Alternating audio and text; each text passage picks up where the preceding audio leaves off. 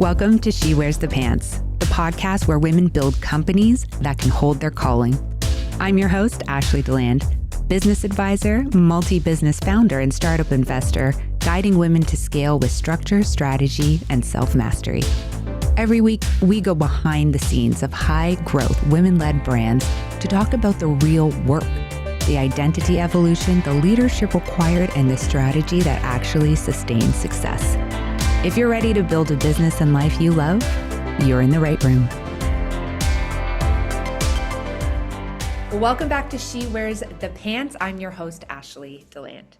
Today, I'm joined by the wonderful Paula Stachira. Paula is a PR powerhouse, a media personality, a best-selling author, award-winning chef, and certified high-performance coach. She is the structure behind so many women's transformations, helping them rewire their mindset, build powerful personal brands, and create a life where peace and productivity can coexist. Her latest book, The Creator's Playbook, dives deep into reclaiming your subconscious power. And today, we're pulling back the curtain on what it really takes to become the architect of your own success. So Paula, my love, welcome.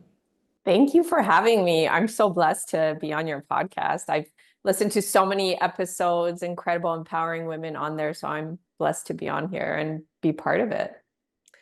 Well, as you know, I'm a girl fan of yours. Really. Aww. 11-11, as I say it to the world, I'm a girl fan. Wow.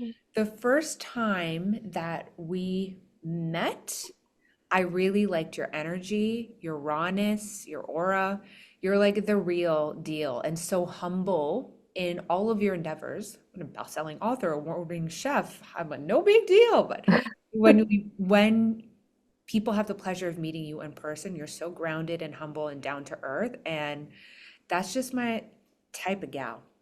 So I wanted everybody to get to know you on a deeper level. So why don't you tell us how you got into the world of entrepreneurship? Ooh, that's a good one. So my background schooling is HR and business management. I've always had a knack for business. My parents, growing up, they tried to, start businesses and whatnot.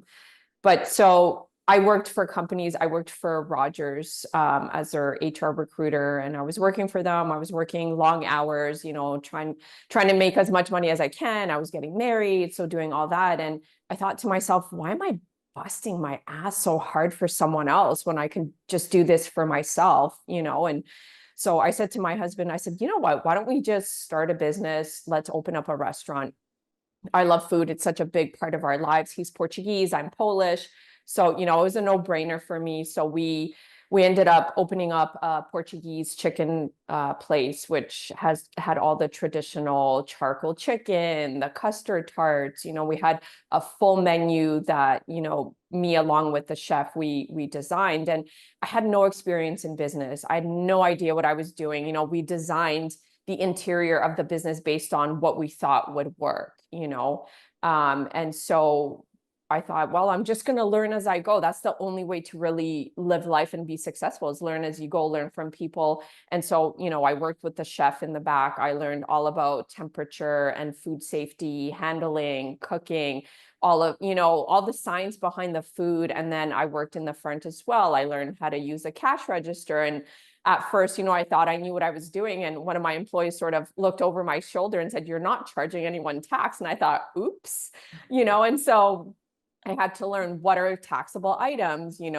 wants versus needs and all of that. So it was such a great learning process. And in the meantime, we were learning business. We had, friends that had their own businesses. So we were always able to tap into them and ask questions. And so it was such a learning process. But the biggest thing for us, why we were so successful, is that we were immersed in our community. We were always coming from a place of service. If people said, this would work great, we immediately did it and it worked. It's what people wanted. We always had community events when the soccer was on, because that's such a big part of the Portuguese community and bringing people in. And so that's really where our success came from. And, we also had a sauce that we put onto the chicken. People fell in love with it, and they said, well, you guys should really consider getting it into stores. And so my husband, his background is retail, so he knows all about the retail world, has had and still has friends in the retail world. So he's like, well, let me try to get it into their stores and see how that goes, while they were flying off the shelf. And so, we were sort of at the crossroads of, what are we going to do? Are we going to continue the restaurant? Because it's 24/7 holidays, you're constantly there. You're not able to really live life. Or do we venture into the sauce world, where we have more flexibility and we can, grow off of that? So we decided to sell the restaurant and then get into the sauce world. And right now we're all across Canada. We're in the US as well, and expanding into Europe. So that's really where entrepreneurship started for me, and learning as I went, trials, tribulations, you're falling on your butt, picking yourself back up and making it work. And so I've always been really driven in that sense. And, once we had more time with the sauce, I thought to myself, well, what can I do now? I still want to do something else for myself. And so I got onto social media, started sharing my recipes, and that led into cookbooks, media, flying all around the world, curating recipes, and doing all of those things. And then, one topic we're going to talk about is, the burnout creeped in because I was doing so many things. And then that led into doing all the empowering women stuff I'm doing, and the coaching throughout all of that. So business has always been predominant in my life, and in the forefront, because I've always come from a place of service and thinking, the next thing I'm doing, how is this going to serve people? Right.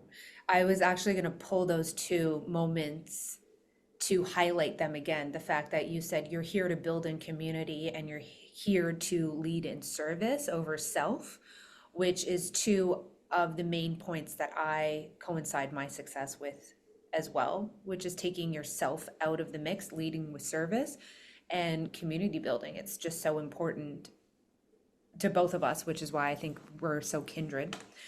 You are the epitome of a self-starter, really. And we have such similar paths, with the going into corporate, being like, I'm not going to make this dude another dollar. And then both of us coming into restaurant ownership, as if it's not like one of the top 3 industries you do not go into as a newbie. Sold Yes. it. We were like, oh, this looks like a fun challenge. Sold it, and then went into different arenas in our life. What I find interesting, because I know enough about you, is the way that you then took that energy, that stamina, and that drive, and became a huge media personality. And that was also a self-starting story. Can you tap everybody into that story? Because I find it fascinating. Yeah. So starting my Instagram page is really got people what got people noticing me, really, especially media. And when I did that, I wasn't thinking about, oh, I'm going to be on TV and I'm going to do all of these things. I did it because I loved it, and I wanted to share it with people and have people thinking outside of the box to create, different recipes and make them fun. And so, I think it was about 8 months into being on Instagram, one of the producers from Global Toronto just happened to reach out to me, and she was like, hey, we'd love for you to come on and showcase some burger recipes for National Cheeseburger Day. Are you interested? And I thought, wow, this is amazing, but scary all at the same time. I had no media experience, and I never showed my face on Instagram. So no one even knew what I looked like, because for me, it was all about the food, right? And curating that experience. And I thought, oh yeah, of course, I'll come on when. And she's like, tomorrow. And I'm like, what do you mean tomorrow? So it was 2 p.m. I had to go to the store, create these recipes in my mind as I went, and get onto Global without any experience. And, I went on, and I was so nervous. I felt like I was going to throw up, because I was just so nervous. And I said to them, I'm really nervous. I've never done this before. And they're like, oh, we'll be fine. It's great. And I'm like, that's great. Yeah. Okay. And so, it was one of those things. You have to dive into it head first, like go into the deep end, and you learn as you go. And so that's the simulations I curate for myself is going into something and learning. And so I went on, and she was right. I was fine, because when you're in the moment, your passion just comes through, and the nervousness goes away because you're talking about something you love. You're not thinking about the cameras in your face, right? When you're doing, and it goes by so quickly. It's 4 to 6 minutes. It goes in a breeze, and you just have this dopamine hit. And right after, you're like, when's the next one? I want to do more. And so really it started from there. And so that's really what took notice. And the host on there, Jennifer Valentine at the time, she took a bunch of videos with me and posted me on her socials. And then I had people reaching out from there saying, I saw you on there and all of these things. And then, after that, with my book, I started reaching out to all the different media saying, hey, I've got a book. I'd love to come on and showcase, my recipes. And they started getting me on there, and it just flowed from there, from CP24, Breakfast Television, the social, Rogers TV, and I did ABC or MSNBC, and I did a few different ones, Arizona Midday in the US, and it just sort of catapulted from there. And I did it because I loved it, and it always came through anytime I went on. The hosts were like, wow, this is amazing. This is so great. And I'm like, that's the exact feeling that I want everyone to feel when they're trying my food and my recipes. Yeah, I love that. I'm trying to I know how you operate, which is on a really humble level, and it's again why I love you. And I'm trying to lean into just, how big of a deal you are and how much of a self-starter you are, which are two things that I admire deeply. And now I obviously want to talk about because we've had these deep discussions, all of the fears and the limiting beliefs and the anxiety and the panic. You're somebody that I go to when I have nervousness about being in front of a camera or, a TV show, et cetera, et cetera. And your advice is just so filled with wisdom and experience. But what I do want to talk about is how that transition went for you from, yes, you dove into the deep end and you did it. But afterwards, I'm sure you had, spiritual warfare, and you had the fear, anxiety, and beliefs. And I just want people to know that about, you, me, us in general, is that you do have to face the demons, new levels, new devils. Mhm. And I want to bring that into the light a little bit. So talk to me about how you transitioned through that. I know you have modalities, mindset trainings, but talk to us about those. Yeah, in the beginning, it was great. I was so excited. I was on there, I was doing all of these different medias. And then all of a sudden, I'm doing all of these things, and I take a step back and I think to myself, who am I to be on TV? I looked at all of these other chefs and I started comparing myself. I'm like, they're certified, they've gone to school, and they're Michelin star, and they've been on, the Food Network and all of these competitions. And here I am, this little girl who, left a communist country, went to Italy, lived in refugee tents, came to Canada, had no experience or business opening up a restaurant, and I'm on TV doing these things. And so it was really my own self-talk. Everybody else around me was like, wow, that's incredible. And, people were saying to my husband, how does it feel to have, a celebrity wife? And, he's like, oh, it's so great. And I'm like, it just wasn't registering. I didn't see myself that way because I knew who I was at the core, from being that little girl, and always having fear being that little girl. And, anytime I went on, after that started, when I started again going on to media, that was always in the back of my mind, and it just ruined the experience for me. I didn't love doing it anymore. I thought, I don't want to do this anymore. This isn't for me. And it wasn't because I wasn't good at it. It wasn't because, anything else, but just that self-talk. And so I then started pulling away from media. I didn't want to go on. I had media reaching out to me. I just wouldn't respond. I thought, I'm not going to do it. Or I responded and said, I'm not available. And I really just took a step back. And that's really when the mindset just started really, I guess, that burnout started creeping in, because that imposter syndrome was really at the forefront, and even doing recipes for big clients, I was still thinking, who am I to do this for them? And then I started refusing work. I started saying, no, I'm not available to do it, and I ended up breaking a contract because I was just so in my head. I was at a point where I was starting to do this recipe and I just bawled my eyes because I thought, I can't do this anymore. I can't. And then, they were like, well, you're in a contract. And I thought, I can't really mentally, I just can't do it. And they understood, which I was grateful. And then, I took some time and I thought, let me try this again. So I go and try it, and just my soul, I couldn't do it. And I went to film, and I remember hitting record. I had everything set up. I had all the food, everything ready. And my phone says, the camera says, this is not a legitimate Apple camera, or something along the lines. And I think to myself, wait a minute, I didn't change the lens on my camera on my cell phone. I didn't do anything, and it just wouldn't work. And so I thought, okay, God, Mm-hmm. okay, I see the sign, I hear the sign.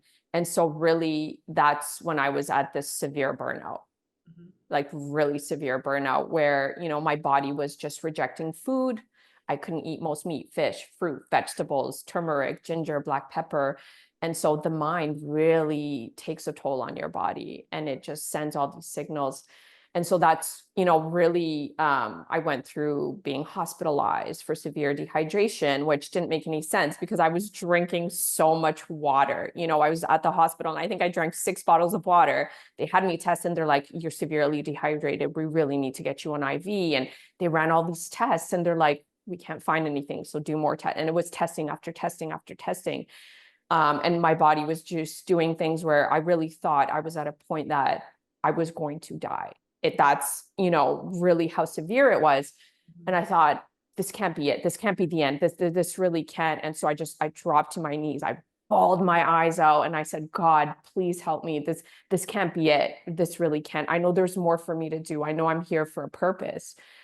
And, it was just really overnight. I started seeing my purpose, and I started seeing the bigger picture of why I was here. It was bigger than me. It wasn't, my mind was getting in the way of the purpose. And so that's when I started meditating, taking time for myself, self-care, reading, breath work, and then just really nourishing my body, because I never did that. I was always working so hard and people pleasing and saying yes to everything while I was saying no to me and my mind. And, there was people around me that knew something was wrong, but they never asked. And so I learned from them, and I'm always the one to ask people, because had someone asked me, I would have said, no, I'm not okay. I need help. What can we do? And so I went through it alone. And I always say, I never want any woman to experience this alone. And how can I help them? And that's when I really started getting into women empowerment and the coaching. So I'm able to walk women through that and see the signs of burnout and say, hey, this is what I went through. This is what I'm seeing in you. This was my end result. If, you sort of don't look into it, that's where it can lead you. And, I think it's just so important to talk about it and bring awareness to what burnout really looks like. And it's not a mental health epidemic that these doctors try to put on us and give us pills. It really isn't. It's just looking into the mind and really the subconscious, and what's happening in there that's creating the exterior illusion, if we want to put it that way, because the mind is creating these simulations. I always say the most powerful person, but I'll claim it woman, the most powerful woman in the room is the one who has full control over her inner world, knowing she has no control over the external world. And with that said, you were one of the friends that actually called me out on teetering with a burnout a few months ago. And I'm so thankful for that, because it was really eye-opening for me to be like, okay, she cares about me and she's bringing this to the table, which I'm sure was difficult. And then like sitting with it and then scaling back my workload and getting more and more tired. The more I scaled back, I was like, oh yeah, fuck, I'm definitely in a burnout. So I would love us to not just talk about the signs of a burnout, because I mean, it could be obvious for some, it could be not obvious for some, but signs of a burnout, and then really some tools to use to come back into balance? Because I think we share a similar modalities, and sometimes we just like, you know, graze over like meditation and tapping, but they're like fucking life changing. I'm in Mhm. that season right now, preparing to pour over into other people's cups, so I'm pouring into my own. Talk to me about the signs of burnout and some modalities you use to go back into balance. Well, the biggest one is the imposter syndrome for me. When you're in a point of your life that you're picking apart everything that you're doing and thinking you're not good enough and you're not enjoying what you're doing anymore, right away. And if you're starting to pick on what other people are doing, that's always a mirror. So if you're picking on a spouse, on a friend, on whoever, when you're starting to have that dialogue, when you're like, why are you doing it this way? Or why are you being that way? That's a reflection of what's happening inside as well. You're questioning yourself as well. Why am I doing that? That is the biggest one for me. Frustration and irritation when when I was in the middle of doing something, say for example, I was on my phone and I was posting something and I was trying to focus on it. And my husband is asking me a question. I would just give him this death stare, like, why are you talking to me right now? You see, I'm doing something, and I was taking out my burnout on him. And then I had to catch myself and be like, you know what, I'm so sorry. You know, when you're starting to be irritated with people when they're talking to you, that's a big sign for me. And then when you're starting to distance yourself from people, I mean, isolation, taking time for yourself is healthy. But when it becomes that you're not wanting to go anywhere, you're not wanting to be around friends or family, you're not responding to texts, you're not getting back to calls, I would say it's time to look at that, because that's a big sign. Um, for me. And then crying, Yeah. being emotional. People say it's that time of month, but when it's not, even if it is, when the emotions are overtaking, that's a big sign for me as well. The way I manage that is through just pulling back and breathing. I do simple breath work in through the nose, out through the mouth, and just very slow breathing. I don't like the intense breathing because I don't want to elevate my nervous system. You want to try to, that's a way to tell your nervous system I'm safe, everything's okay. Just slow breathing is important for me. Really going out in nature, taking walks, being by the water. I have to be by the water. It is so grounding for me. Barefoot in the grass is discharging, because our brains are constantly charging. That's what the brain does. We're like batteries. You're charging, you're constantly going. But how do you discharge? So that minus on your battery is the feet. So going barefoot in the grass and standing, and I just stand there, put my arms out. I'm in receiving mode. I'm taking a breath, and it's gratitude for me. I'm saying thank you for my day, for my life, for everything. And that is discharging for me. I've also done Reiki, which is energy movement in the body from a facilitator. They can feel where there's heat in the body, and that's, ultimately showing the chakra system. What is it pointing to? Is it pointing to your sacral? Is it pointing to your solar plexus? If it's your solar plexus, that usually means, it's your gut, your intuition is off, it's your willpower. It's really that self-awareness isn't there because you're just questioning everything. That's the soul. Your solar plexus is your soul. So there's a disconnect when there's heat coming from there. If you're having gut problems, I Mhm. would suggest to look into that. That was an important part in my life, or important modality in my life, is doing Reiki for a few months and then understanding how the body worked. Once I knew how it worked, I was able to do it on myself. Yes. Yes. Meditation is a huge, huge deal for me, because I live in my mind so much. And EFT tapping with the affirmations and the mantras. I love a good red light therapy on my face. And hermiting is like my Mhm. favorite self-care. I love to be with myself now, and it took me a really long time to understand that I needed to recharge my own batteries, because I just thought I'm an extrovert, like I get filled up by other people. But as I grew older and went into bigger rooms and, more stages, et cetera, I was like, whoa, I'm depleted. And also faith. I have really long conversations with God daily, and then I sit in that energy of gratitude for a bit. And we recently put on an event together called Faith and Founders. Admittedly, you did most of the work, so I'll just put that out loud. But it was a concept that we feel is really important in the world of women leadership, entrepreneurship, empowerment. And that is how much our faith has influenced us and guided us to get to the levels we are and we are becoming. And I'd love to touch base on your relationship with being a founder in faith. Yeah, I love that you brought that up. Prayer is such a big part of my daily life as well. Faith has been the driving force behind everything that I do. I believe that there's a divine force behind everything that we do, whether you believe in God, the universe. It doesn't matter what you believe in, doesn't matter what religion you are part of, what you believe in.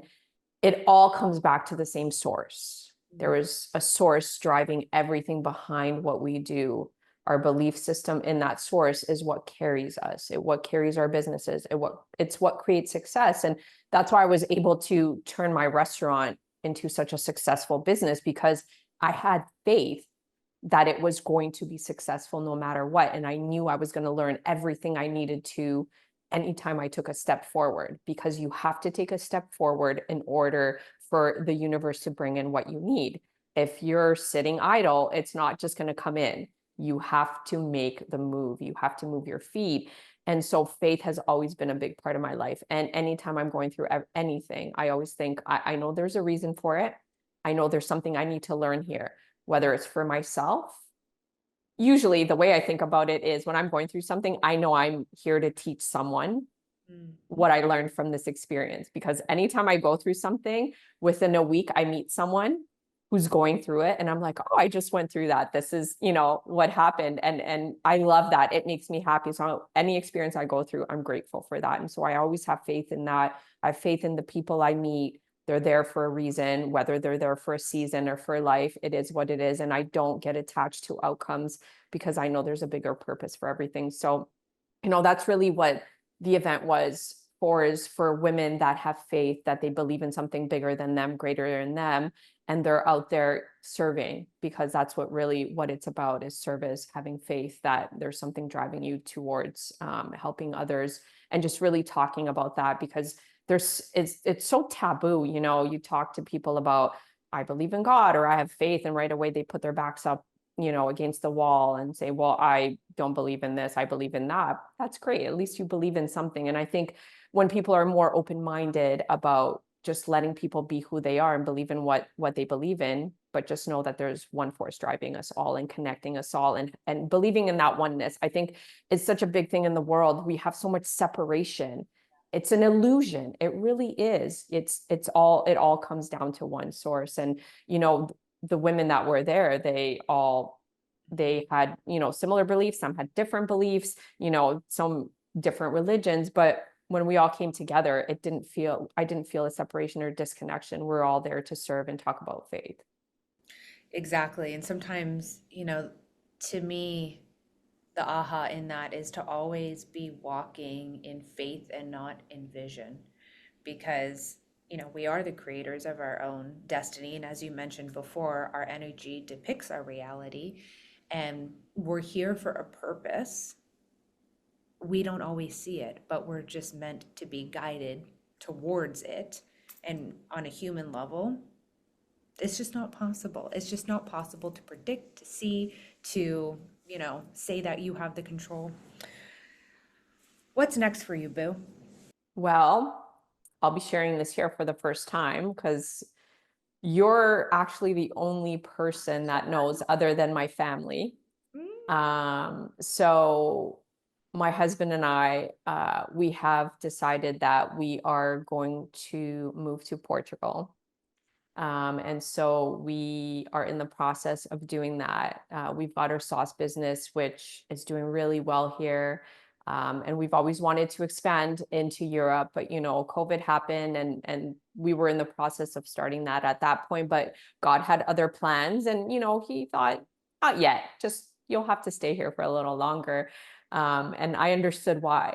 There was things for me to do here to serve and help, the communities here. And so yeah, we've decided that we're gonna move to Portugal. So we're gonna have someone that will be looking after the distribution in North America, and we're gonna venture off into Portugal.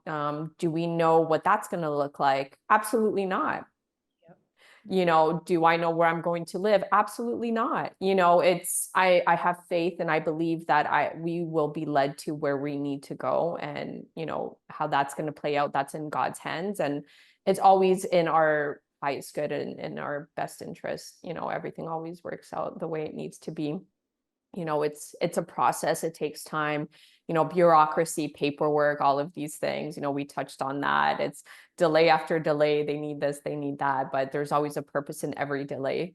So I believe that. But yeah, so the next move is Portugal. I don't know how long that's going to take. I would think a year based on the bureaucracy and the paperwork and how all that is taking. But I still have, things that I'm doing here that I'm going to continue on doing, and, my purpose work here. So that's not going to change until we go and see what that looks like. Exceptional. We're recording this August 28th. It's not going live until November, so you have time. You have time to tell everybody. Yeah. Let people know the name of your sauce and where they can go purchase it. Yes, it's called Portugallo sauces, available in all major chains, grocery stores across Canada. You'll either find them in the sauce section or in the international section with the Portuguese food, depending on the grocery store. And you'll be able to recognize it by the iconic Portuguese rooster on the label.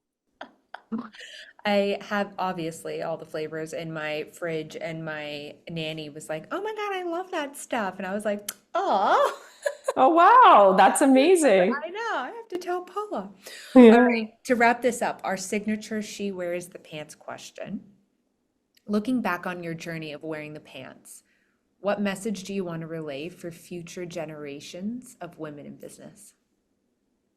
Never take no for an answer, and never doubt yourself, and always believe in the intuition in your gut. Always. When people are telling you no and it's a yes, go with that. I think a lot of women don't do what they love because there's so many people around them giving fear-based advice. Anytime, it's great to hear advice, take it with a grain of salt. Discernment, discernment, discernment. Anytime someone gives you advice, they're coming from a place of where they are in their journey. Doesn't mean they understand yours. Take the advice, but always do what your heart calls you to do. Even if it doesn't work out in the end, you needed to do that to learn whatever you had to learn. 100%. Okay, where can people find you? On all social platforms, at Queen of the Grill is my main page. I also have my at Empower Women to Rise, where that's where I post all of the events to empower women. Do we have a date for the next Empowerment Rise event? No, we do not. But I guess I have to think about it now that you now that now that you brought it up. I guess I have to think about it. Maybe one more before. One more before I go. Yes, the last hurrah. Exactly. All right, girl, thank you for sharing your truth, your honesty, your faith, your rawness. The reason that She Wears the Pants exists is to tell authentic stories like this. And I'm very blessed to know you and to be able to have you on the show to share your wisdom with so many of the listeners. So thank you so much. Thank you. It was my pleasure. I'm grateful to be on and be in your world and get to know you. You're such an incredible woman. And you talk about me being humble. That's why we get along. You're just as humble. The first time I met you, you're like, "Oh yeah, I do this." And I was like, "Cool." And then someone's like, "Oh, she does this, this, and that." And I'm like, Then I was like, so I heard you do all of these other things, and you're so humble. You come from a place of service, and more people just need to experience you as a person and how humble and giving and just loving you really are. And I'm grateful to have met you and call you a friend. And you have so many incredible things on the horizon, and I can't wait for the world to see and experience it. You're such a blessing. Such a blessing, and you've made such an impact on the world, and more to come. So you stay tuned to Ashley. I love you. Thank you so much. My pleasure. This was She Wears the Pants, where women rise into what they're meant to hold. If this episode moved you, changed you, or challenged you, send it to a woman you want to see rise. Make sure you're subscribed so you never miss an episode. And if you're ready for deeper strategy, identity expansion, and high-level support, you can find me on Instagram at Ashley Deland. Until next time, keep leading boldly, building intentionally, and becoming the woman your calling requires.